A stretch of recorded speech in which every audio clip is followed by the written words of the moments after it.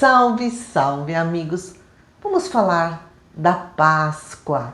Natal e Páscoa são as principais datas comemorativas do calendário cristão, mas a gente costuma confundir Natal e Páscoa com presentes, festas, comidas.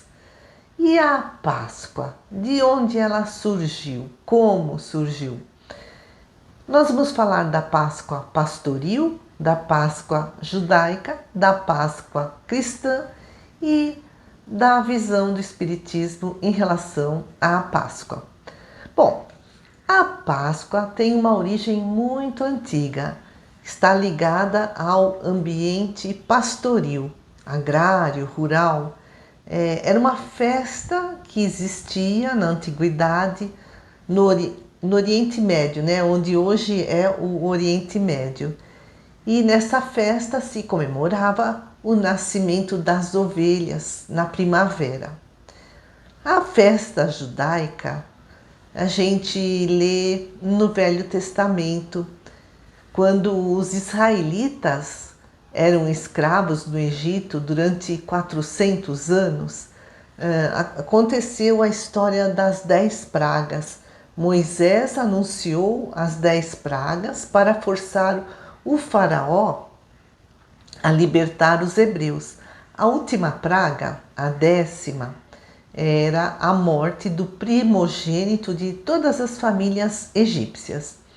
Moisés chamou os anciãos de Israel e disse-lhes para que avisassem a todas as famílias, famílias israelitas, que sacrificassem cordeiros e pintassem a porta com o sangue do cordeiro, e que o anjo da morte passaria para matar os primogênitos. Mas quando o anjo passasse diante da porta marcada com sangue, ele passaria direto e o primogênito dessa família não morreria. Isso está lá no Velho Testamento da Bíblia. E com a morte dos primogênitos das famílias egípcias, o faraó consentiu que os israelitas fossem libertos, mas depois o faraó se arrependeu e, junto com seu exército, partiu em perseguição aos hebreus. Houve um momento, né, dessa jornada, desse êxodo, em que chegaram ao Mar Vermelho e Moisés separou as águas do Mar Vermelho. Os hebreus passaram em seco e após, né, essa passagem eles fugiram, partiram para a terra prometida, para Canaã, e depois o Mar Vermelho se fechou. E assim os egípcios não puderam continuar perseguindo os israelitas. Esse evento é que é denominado Êxodo. É a fuga do povo hebreu do Egito, que aconteceu em torno do ano de 1441 a.C. A Páscoa judaica comemora justamente essa libertação dos hebreus da escravidão no Egito. A Páscoa judaica dura 7 dias. Então eles são proibidos de comer alimentos que tenham fermento, bebidas fermentadas. Eles comem pães ázimos, pães sem fermento, e comem também o cordeiro. No Novo Testamento nós podemos ler que quando Jesus tinha 12 anos, ele foi levado pela primeira vez pelos seus pais para comemorar a Páscoa judaica em Jerusalém. E na última Páscoa judaica, Jesus já era, né, adulto, ele celebrou com seus discípulos a última ceia. A Páscoa cristã. A data da Páscoa cristã foi definida pela Igreja Católica no Concílio de Nicéia, no 4º século depois de Cristo. Comemora-se a Páscoa no primeiro domingo após a lua cheia, que acontece após o equinócio de primavera, no hemisfério norte. Então, é uma data móvel. Equinócio é, é aquela data em que, aquele dia em que dia e noite têm a mesma duração e é também o início da primavera no hemisfério norte. A Páscoa cristã se baseia na Páscoa judaica, sofreu influência dos elementos da cultura pagã de povos germânicos, mas o significado da Páscoa cristã é diferente do significado da Páscoa judaica. Na Páscoa cristã, relembra-se os 3 dias, né, de Jesus, nos últimos dias da sua vida, até a sua morte e depois a sua ressurreição. A Igreja Católica ensina que Cristo é o Cordeiro de Deus que ofereceu-se em sacrifício para salvar a humanidade do pecado. E depois de ter sido crucificado e morto, ressuscitou, né, após 3 dias. Crucificação e ressurreição de Jesus aconteceram durante a Páscoa judaica. Criou-se um paralelo entre essas duas comemorações. Na tradição católica, a Páscoa encerra o período da Quaresma, um período de 40 dias de jejum para lembrar os 40 dias em que Jesus esteve no deserto. A Quaresma começa na quarta-feira de cinzas, após o Carnaval, e termina no Domingo de Ramos. E a preparação para a grande festa da Páscoa, que é essa Quaresma, é um período de penitência, de meditação, de jejum, de caridade, de oração.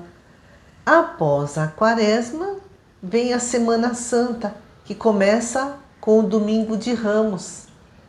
Domingo de Ramos relembra a entrada triunfal de Jesus em Jerusalém.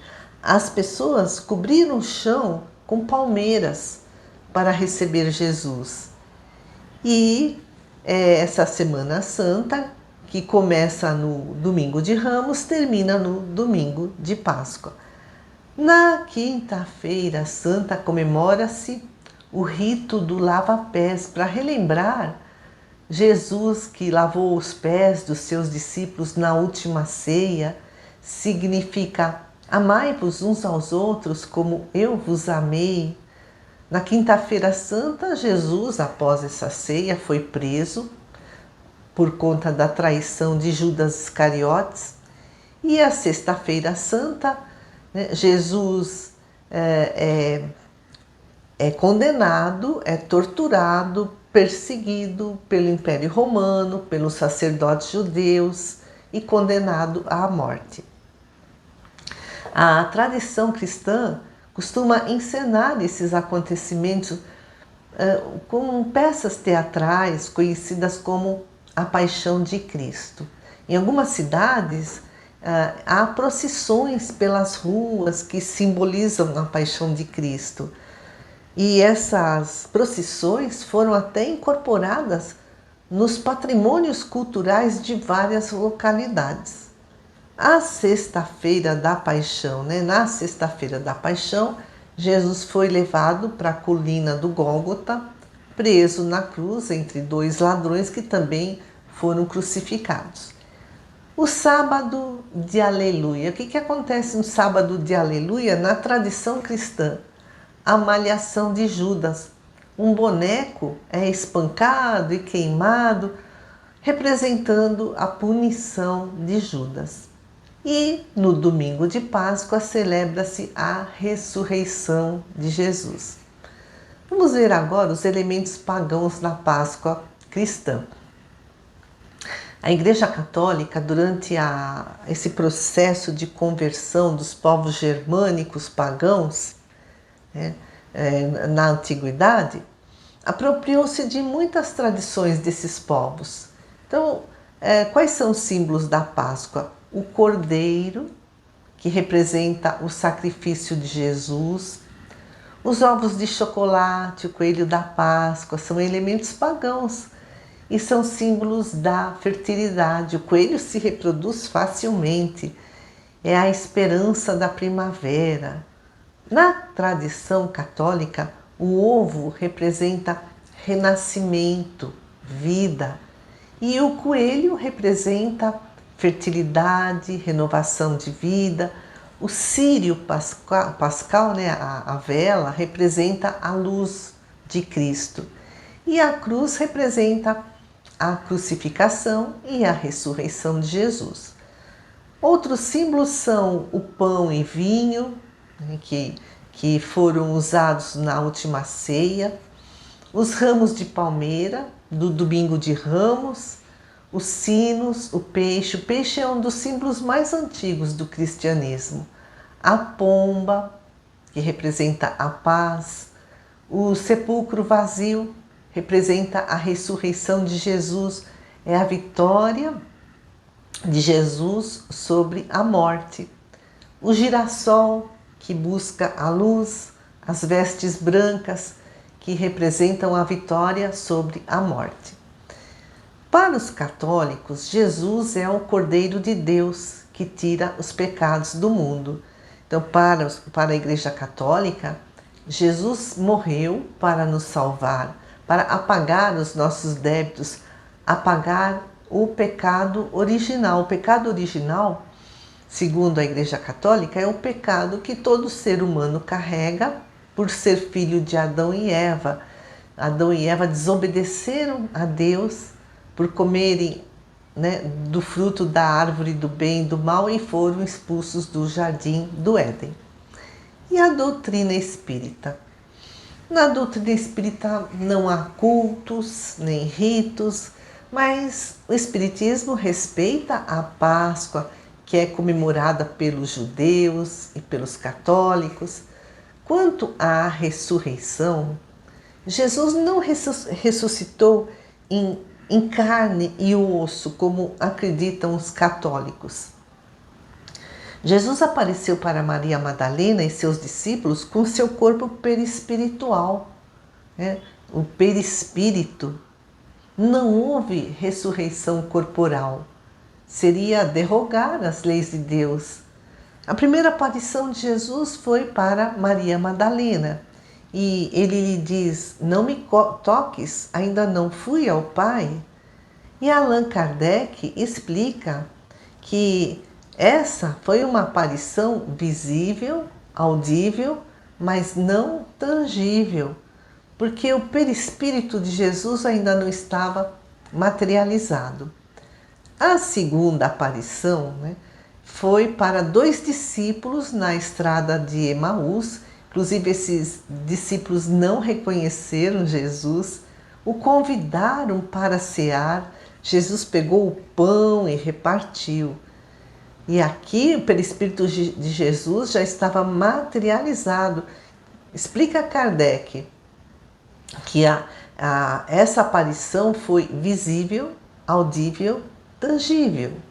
No século XIX, o Espiritismo explicou as aparições por meio do ectoplasma. E a Sexta-feira Santa é um dia importante para a reflexão sobre o significado de Jesus na cruz, exemplo de amor incondicional, de entrega ao próximo. A mensagem de Jesus é mensagem de renovação e esperança. E a Páscoa judaica pode ser entendida como uma libertação de tudo que oprime. O que nos oprime? A nossa ignorância, as nossas imperfeições morais. E a travessia do Mar Vermelho representa as dificuldades que temos para fazer a nossa transformação interior. E a Páscoa cristã pode ser entendida, sob a ótica do Espiritismo, como a vitória da vida sobre a morte. É o anúncio da imortalidade da alma, da sobrevivência do espírito numa outra dimensão. Paulo escreveu aos Coríntios 15:14. E se Cristo não ressuscitou, logo é vã a nossa pregação e também é vã a nossa fé. Jesus foi morto, mas suas grandes ideias de renovação, seus exemplos de amor ao próximo, de valorização da vida, atravessaram os séculos. A vida só pode ser definida pelo amor. Jesus disse que veio para que tivéssemos vida em abundância, vida plena de amor. E a salvação para o Espiritismo? O que significa? São os resgates de dívidas passadas, dos erros de muitas encarnações. E esse resgate que vai nos levar a um estado de perfeição relativa que nos proporcionará uma felicidade plena, mas isso exige o nosso esforço de reforma interior, de desenvolver os nossos valores morais e de adquirir conhecimentos. Salvação é libertação de compromisso, é regularização de débitos. O sábado de Aleluia para o Espiritismo representa a transcendência do espírito sobre a matéria, o desapego total, a superação das provas e expiações dessa vida física, dessa encarnação.